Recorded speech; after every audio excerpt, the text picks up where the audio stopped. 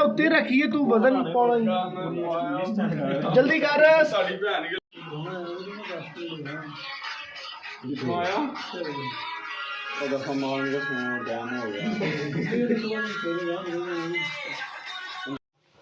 दोस्त नहीं ज्यादा टाइम थोड़ा सी मार दे मैं तेन शुरू तो उदों तो ही कह रहा थलो थलो मैं काट थलो थलो ही कटन दिया